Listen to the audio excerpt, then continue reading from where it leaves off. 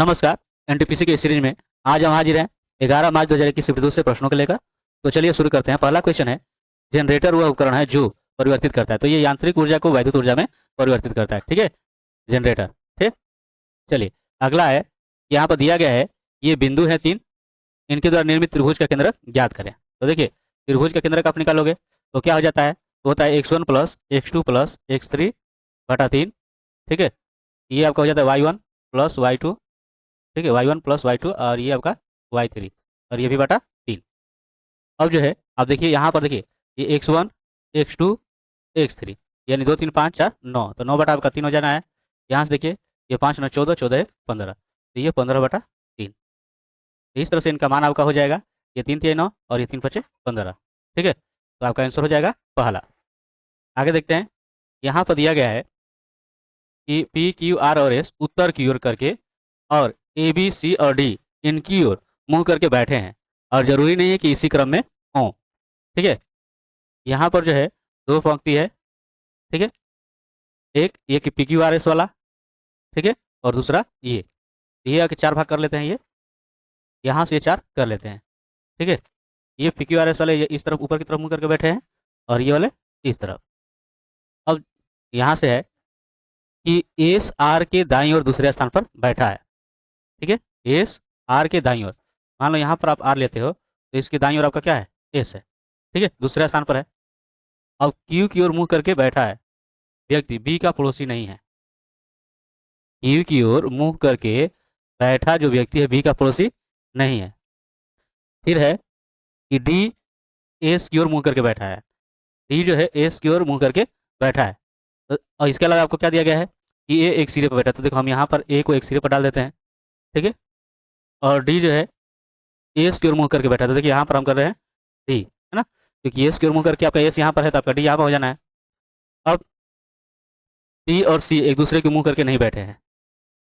D और सी एक दूसरे के ओर मुंह करके नहीं बैठे हैं।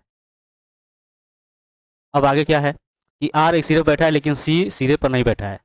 सी सिरे पर नहीं है मतलब सी यहाँ पर है, और पी यहाँ पर नहीं है क्योंकि इसके सामने नहीं होगा, यानी कि यहाँ पे हो जाएगा। यहाँ पर क्या हो जाएगा, क्यू हो जाएगा। और देखिए यहाँ पर ए सी डी हो गया तो यहाँ पर क्या हो जाएगा, डी हो जाएगा। अब क्वेश्चन ये है कि इनमें से कौन क्यू के दाईं और दूसरे स्थान पर, क्यू के दाईं और दूसरे स्थान पे ये आपका पी है। फिर पूछा है कि बैठे व्यक्ति की ओर मुंह करके बैठा है। तो ये पी जो बैठा है इसकी ओर मुंह करके कौन बैठा है, तो ये आपका बैठा हुआ है बी। ठीक है, यहाँ पर आपका आंसर हो जाएगा बी। अगला है कि एक व्यक्ति जो है इतने रुपए का उधार लेता है जिसे उसे 5% वार्षिक चक्रवृद्धि ब्याज के साथ 2 वर्षों की समाप्ति तक समान वार्षिक किस्तों में चुकाना है। ठीक है, तो प्रत्येक किस्त की राशि ज्ञात कीजिए। ठीक, तो देखिए यहाँ पर अगर मानकर चले कि किस्त की जो राशि है वो है पी है। ठीक, तो देखिए 2 किस्तें आपकी होगी, है ना, 2 किस्तें होगी और 2 किस्तों पर ये आपका कितना है, ये 2460 रुपया। ठीक है, अब देखो ये जो किस्त है इसके लिए जो आप दर लोगे यहाँ पर आपका हो जाएगा 1 प्लस 5/100, क्योंकि पहले साल जो है आपका यहाँ पर 1 हो रहेगा तो 1 रखो या ना रखो कोई मतलब नहीं है। दूसरे के लिए जाओगे तो आपका हो जाएगा 1 प्लस 5/100, दूसरे साल के ये आपका हो जाएगा। ठीक है, और देखिए 5 एकम 5 5 दूनी 10 यानी कि 20 बार में, तो ये आपका हो जाना है पी, ये आपका हो जाएगा 21/20। ठीक है, इसको करोगे तो देखिए आपको वहीं इसी तरह से हो जाएगा, यानी ये आपका हो जाएगा 21/20 का स्क्वायर। ठीक है, बराबर 2460। पी को आप कॉमन कर लेंगे तो देखिए क्या हो जाएगा, 20 जाएगा ऊपर, 21 आपका नीचे हो जाना है। और ये देखिए आपका 441 और बटा 400 हो जाएगा, है ना, क्योंकि 21 का और 441 होता है और ये आपका 400, तो देखिए 400 आपका ऊपर चला जाएगा और ये 441 नीचे। ठीक है, 2460। अब इनका लघुत्तम निकालोगे तो आपका 441 होगा और 21 से भाग करोगे इसमें तो आपका 21 आएगा, तो 21 में ये 20 में कर दोगे तो कितना हो जाना है, 21 दूनी 42 यानी 420, इसमें करोगे तो आपका 400 आएगा। ठीक है, ये आपका 2460। अब अब देखिए 2460, ये नीचे जो है इधर आकर क्या हो जाना है, भागे तो इधर आकर आपका गुणा हो जाएगा। और ये आपका देखिए ये जोड़िए तो 400 या 820 हो जाएगा, है ना, जो ऊपर है ये इधर आकर क्या हो जाएगा नीचे। देखिए एक चीज़ यहाँ पर ये जीरो छूट गया है। अब देखिए किससे कट जाना है, तो 8 तिहाई 24, देखिए 0 3 दूनी 6 और 3 8 24 यानी 3 बार में ये कट जाएगा और 3 से इसमें गुणा कीजिए, 3 एकम 3, 3 चौक 12 और 3 चौक 12 13। तो आपकी किस्त हो जाएगी, वो क्या होगी, ये दूसरा है ना, 1323 रुपया। ठीक है, चलिए आगे देखते हैं। अगला यहाँ पर दिया गया है कि एक दर्जी जो है 1 मीटर कपड़े के 6 वस्त्र बनाता है। यदि उसके पास इतने मीटर कपड़ा है तो वह इस कपड़ों से जो है कुल कितने वस्त्र बना सकता है, ये आपको ज्ञात करना है। ठीक है, तो सीधी सी बात है, यहाँ पर आपको स्पष्ट दिख रहा है कि 1 मीटर में ये बना रहा है 6 वस्त्र। ठीक है, तो 33.5 मीटर में अगर करोगे तो सीधे जो है ये क्या हो जाएगा, गुणा हो जाएगा। यानी 6×5 = 30, जीरो हासिल 3, 7×18 3 21 2 और 6×18 2 20। ठीक है, यानी यहाँ से आपको क्या हो गया, 201, अर्थात पहला। देखिए इसका हमें क्या करना है, मान ज्ञात करना है। ठीक है, तो इसका हर का परिमेयकरण कीजिए। तो देखिए हर का परिमेयकरण करेंगे तो क्या हो जाएगा, ये तो आपका 3 करनी तो है ही। ठीक है, यहाँ पर देखिए ये 6 प्लस करनी 3 है, तो आप देखिए ऊपर क्या कर दोगे, करनी 6 माइनस करनी 3, और नीचे आपका सीधा हो जाएगा। देखिए A+B A-B करोगे तो A² - B², यानी करनी 6 का करोगे तो 6 और ये इसका करोगे तो आपका 3 हो जाएगा। ठीक, उसी तरह यहाँ पर आ जाइए।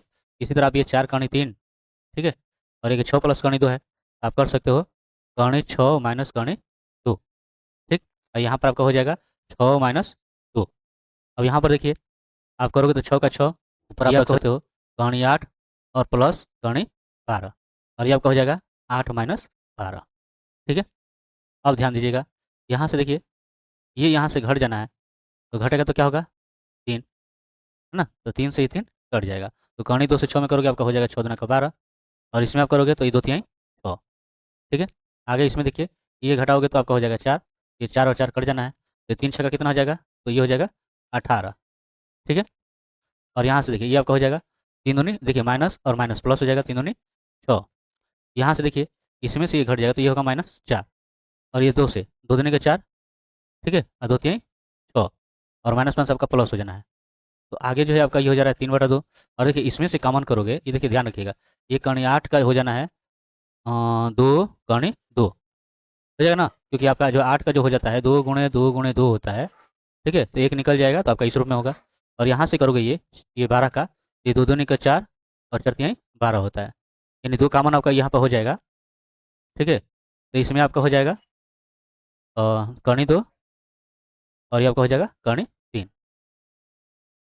ठीक है, अब ये आपका 2 और 2 कट गया। ठीक है, ये देखिए ये प्लस और ये माइनस कट गया, ये आपका 12 हो गया, ये आपका हो गया 18, और यहाँ से इसमें गुणा होगा, ये अंदर जाएगा तो 3 3 9 दूनी 18 हो जाएगा, है ना, और यहाँ से इसको अंदर ले जाओ, इसको बाहर ही रहने देते हैं, ये आपका कितना हो जाएगा, देखिए ये माइनस प्लस खत्म, और ये देखिए 12 का करोगे तो आपका 2 दूनी का 4 4 तिहाई 12, यानी 2 करनी 3, और ये आपका 3 करनी 3, तो 2 3 5 करनी 3 हो जाएगा। ठीक है, तो आपका आंसर हो जाएगा तीसरा। ठीक है, चलिए आगे देखते हैं। यहाँ पर है कि भारत में प्रथम स्थलाकृतिक सर्वेक्षण किसने शुरू किया था, तो किया गया था मेजर जेम्स रेनेल के द्वारा। ठीक है, चलिए आगे देखते हैं। अगला है कि इनमें से किस भारतीय महिला ने गांधी जी के साथ द्वितीय गोलमेज सम्मेलन में भाग लिया, तो वो थी सरोजनी नायडू। ठीक है, ध्यान रखिएगा, सरोजनी नायडू। ठीक है, ऐसा इसलिए कि उस समय जो है ये कांग्रेस की क्या थी, अध्यक्ष थी। ठीक है, अगला है कि दी गई संख्या श्रेणी के मानों का योग ज्ञात कीजिए। देखिए हमें इसका योग ज्ञात करना है। ठीक है, तो आप जानते हो कि एस एन बराबर क्या हो जाता है, n/2 a + an। ठीक है, तो ये देखिए इनकी संख्या अगर ध्यान दोगे तो देखिए 25 और 50 मिलकर 75 होता है, मतलब 25वें से आप 75 तक जाओगे तो 50 हो जाएगा, चूंकि 25 को शामिल करो एक बार, ये यानी कि एन का मान यहाँ से कितनी बार हो जा रहा है, 51। ठीक है, तो 51/2, ए का मान इसमें क्या हो गया 25, और एनवा मान जो है आपका 75 है, तो यहाँ से जो है ये देखिए 25 75 100 हो जाएगा, तो ये 2 से अब कितना हो जाएगा, ये आपका 50। ठीक है, तो 0 5 एकम 5 5 5 25। ठीक है, आपका आंसर हो जाएगा दूसरा। ठीक है, अगला है कि ओजोन परत जो है किससे बनी है, तो ओजोन परत का देखिए सूत्र क्या हो जाता है, ये है ना, यानी ट्राई ऑक्सीजन, ये 3 टाइम्स है ना, इसको भी ध्यान रखिएगा। चलिए, जब गांधी जी ने दांडी यात्रा का आह्वान किया था तो उस समय भारत के वायसराय कौन थे? तो वो थे लॉर्ड इरविन। ठीक है, लॉर्ड इरविन। ध्यान रहे कि दांडी यात्रा को जो है नमक मार्च के नाम से भी जाना जाता है, नमक मार्च। ठीक है, नमक मार्च ध्यान रखिएगा, या नमक सत्याग्रह भी कहा जाता है। ठीक। अगला है कि यदि एक्स माइनस वाई का 15% है ना, यानी ये आपका हो जाएगा 15/100। ठीक है, ये बराबर है एक्स प्लस वाई का 9% के, एक्स प्लस वाई का 9%, यानी 9/100 के। ठीक, तो पूछा है कि वाई जो है एक्स का कितने प्रतिशत है, तो पहले इसको देख लेते हैं। ये देखिए यहाँ से खत्म, ये आपका हो जाएगा 15x माइनस 15y, ये आपका 9x और प्लस 9y। ठीक है, अब एक्स को इधर ला दीजिए और ये देखो इसको इधर लेकर चले जाइए। अब यहाँ से आपको क्या मिलेगा, देखिए इसमें से घटा दिया आपका 6x, और यहाँ से आपका कितना हो जाएगा, तो 24 आपका हो जाएगा। यहाँ ये देखिए 6×4 = 24, एक्स का मान यहाँ पर क्या हो जाएगा, 4y। ठीक है, अब ये पूछा है कि y जो है एक से कितने प्रतिशत के बराबर है, एक्स का कितना परसेंटेज, ठीक है, y के बराबर है। अब एक्स का मान कितना है, 4y। ठीक है, कितना परसेंटेज है, तो ये आपका ऐसे हो जाएगा, ये y। अब देखिए y y यहाँ से खत्म, और 4 से ये आपका 25। ठीक है, यानी कि ये किसके बराबर हो जाएगा, 25 के, यानी कि 25% के। आपका आंसर हो जाएगा तीसरा। ठीक है, चलिए, इनमें से किस देश ने नवंबर 2019 में आभासी ढंग से आयोजित किए गए 12वें ब्रिक्स शिखर सम्मेलन की मेजबानी की? तो वो था रूस। ठीक है, 21 महिलाएं किसी कार्य को 40 दिन में पूरा कर सकती है, और 30 पुरुष उसी कार्य को 21 दिन में पूरा करने में लगने वाले दिनों की संख्याओं का अनुपात ज्ञात करें। तो ये जो है प्रश्न आपके लिए है, और हमें आशा है कि इसका आंसर जो आप कमेंट में अवश्य बताएंगे। तो हमें जो है आपका कमेंट का इंतजार रहेगा। देखते हैं अगला, दिया गया है कि HTTPS प्रोटोकॉल में अक्षर एस का क्या अभिप्राय है? तो एस का मतलब होता है सिक्योर। ठीक है, एस का मतलब क्या हो जाता है, तो सिक्योर हो जाता है। ठीक, चलिए आगे देखते हैं। यहाँ पर है 2019 के भारतीय आम चुनाव का आयोजन किस लोकसभा के गठन के लिए किया गया था? तो कौन सा था वो? तो वो था 17वीं। ठीक है, अगला है, एक निश्चित कुट भाषा में, ठीक है, एक निश्चित कुट भाषा में म्यूजिक को ये लिखा जा रहा है और इसको ये लिखा जा रहा है, तो उसी कुट भाषा में इसको क्या लिखा जाएगा? ठीक है, देखते हैं यहाँ पे MUSIC। ठीक है, यहाँ पर जो है ये हो गया, तो म्यूजिक को जो है लिखा जा रहा है LATEB। ठीक, ये देख रहे हो, ये आपका 13 12 एक की कमी, यू से ये पूरा उलट है।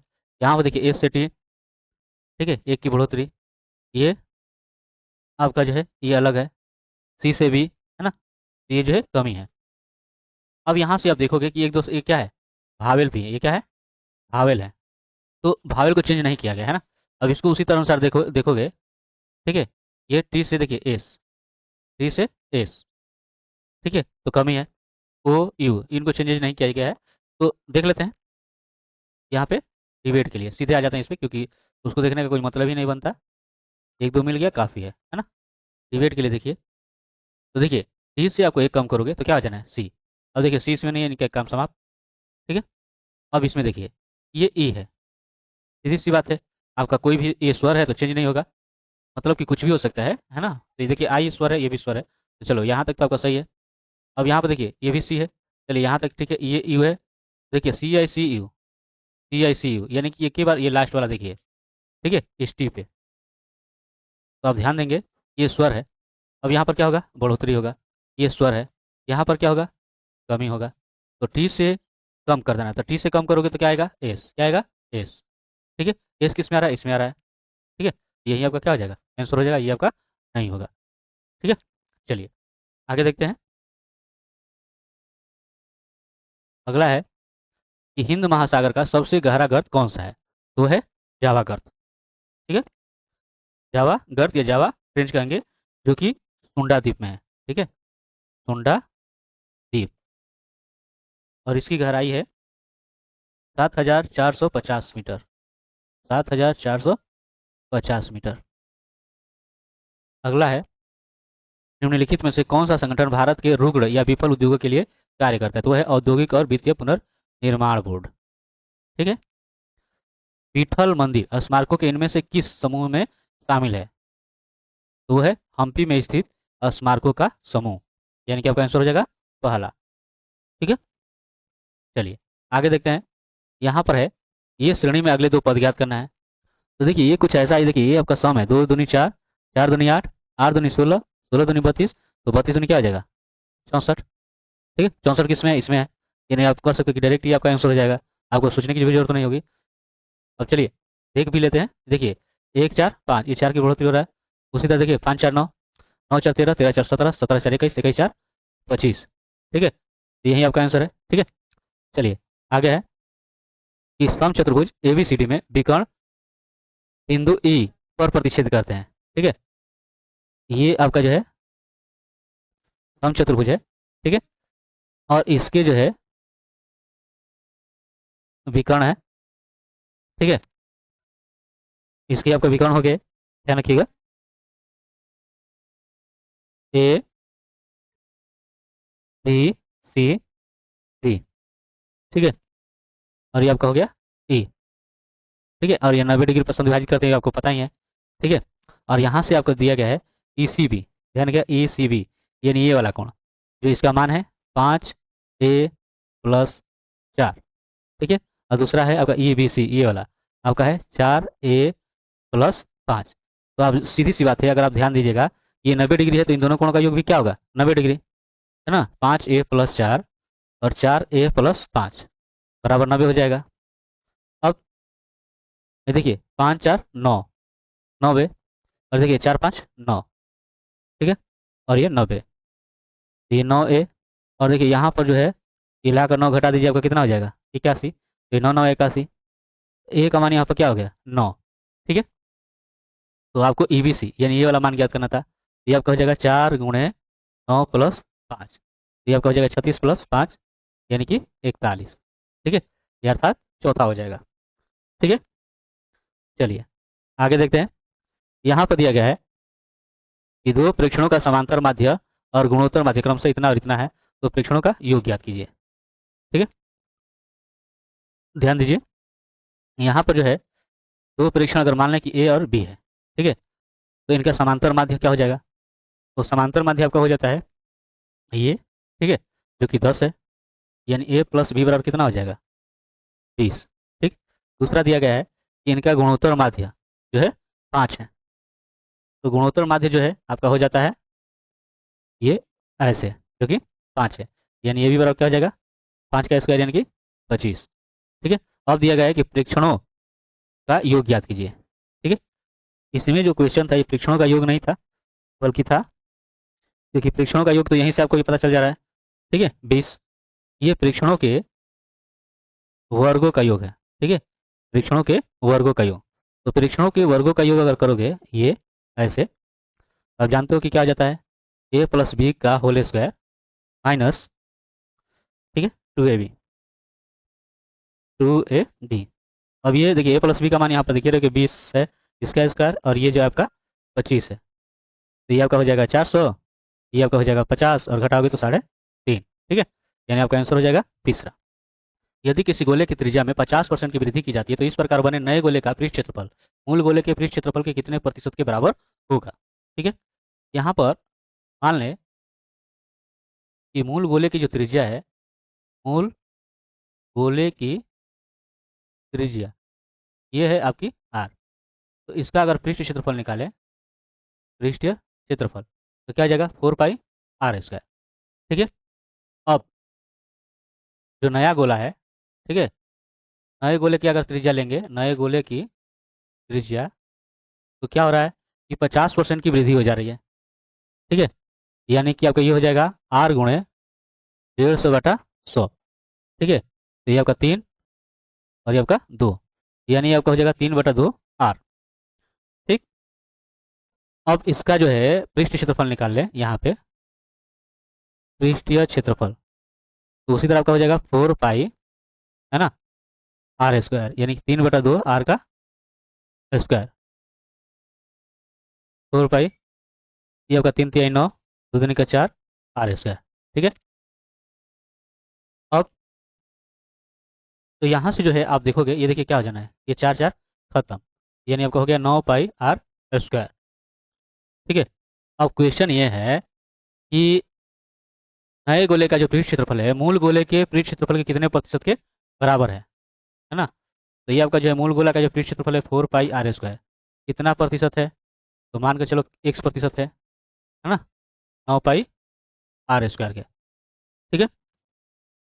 अब यहाँ से अगर आप ध्यान दीजिएगा तो देखिए पाई आर स्क्वायर खत्म, यानी कि देखिए यहाँ पर जो है आपका 4 × 1/100 हो जाना है बराबर 9, तो 4 से आपका 25 हो जाएगा, यानी आर बराबर क्या हो जाएगा, 25 9 225। ठीक है, यानी 225%।